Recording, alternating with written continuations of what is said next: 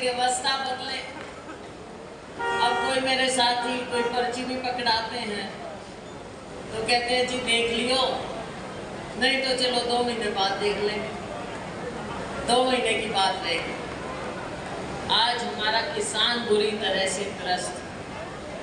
हर toll पर हम गए उस समय जब किसान साल से ऊपर बॉर्डर पर बैठा रहा। इन्होंने सुध नहीं है। आज ये क्या बोलते हैं, लोगों के सामने कहते हैं हमने MSP बढ़ा दी, हमने ये कर दिया, हमने मजदूर का ये कर दिया। हम तो ये कह रहे हैं कि क्या आपने जो छोटे छोटे गरीबों के ऋण थे क्या वो माफ़ किए? क्या आपने किसान के ऋण माफ़ किए? तो भाई वो तो इन्होंने कुछ करना नहीं, ना गरीबों के लिए ना किसान के लिए। मैंने पूछा कि मनरेगा में जो काम करता है वो कौन है सबसे गरीब आदमी? आज क्या दिहाड़ी मिलती है मनरेगा में? क्या दिहाड़ी मिलती है? हमने कहा है कि पूरे देश में आप सभी श्रमिकों को कम से कम 400 रुपया दें, कम से कम 400 रुपया। लेकिन मुझे नहीं लगता है मानेंगे, उसका भी इंतजार करो, वो भी हम करेंगे। हमारा तो वायदा है। किसान की जहाँ तक बात, MSP की बात, सबसे बड़ा मुद्दा किसान का है कि न्यूनतम समर्थन मूल्य को कानूनी दर्जा मिलना चाहिए।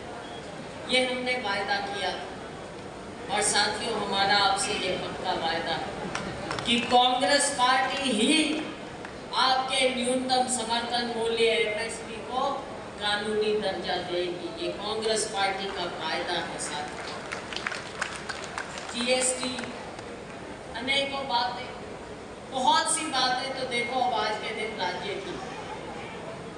राज्य से जुड़े हुए बहुत मुद्दे होते हैं। लेकिन जब मैं देखती हूँ इनके, अब भाई इन्होंने देख लिया कि भाजपा कहेगी, मुझे मौका मिला, राहुल जी ने मौका दिया कि बजट पर बोले, तो मैंने माननीय वित्त मंत्री जी से यही पूछा क्या बहनों के लिए करना क्या चाह रहे हैं? क्या सिर्फ बातें, खोखली बातें, खोखले वायदे, या फिर जैसा कि राहुल जी ने हमारे घोषणा पत्र में कहा था कि हम हर गरीब परिवार में एक महिला को 1 लाख रुपया हर साल देंगे। ऐसा करें तो पता चले ना, महिलाओं के लिए कुछ ठोस कार्यक्रम दें। लेकिन भाजपा हर एक चीज में घुमा फिरा देती, और ये घुमाना फिराना हर वर्ग ने देखा, चाहे हमारा गरीब से गरीब वर्ग हो, कमेरा वर्ग हो, SC BC हो, किसान भाई हो, छोटे व्यापारी, दुकानदार, हर एक वर्ग आज त्रस्त है इनके 10 साल के कुशासन से। केंद्र में इनकी सरकार, यहाँ पर लेकिन आप लोगों ने फिर भी हिम्मत दिखाई। 5 सीटें हम हरियाणा में जीते। भाजपा तो 400 पार जाना चाहती थी, लेकिन वोट बहुमत भी नहीं ले पाए। साथियों के साथ, दूसरी पार्टियों के साथ हम सरकार चला रहे हैं। हरियाणा में 10 में से 5 सीट जीती। उन 5 सीटों में अपना सिरसा, अंबाला और हिसार।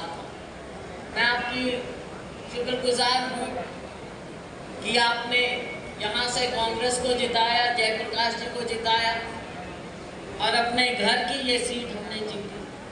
अपने घर की सीट कांग्रेस पार्टी की झोली में डाली। साथियों ये बदलाव आगे भी दिखना चाहिए।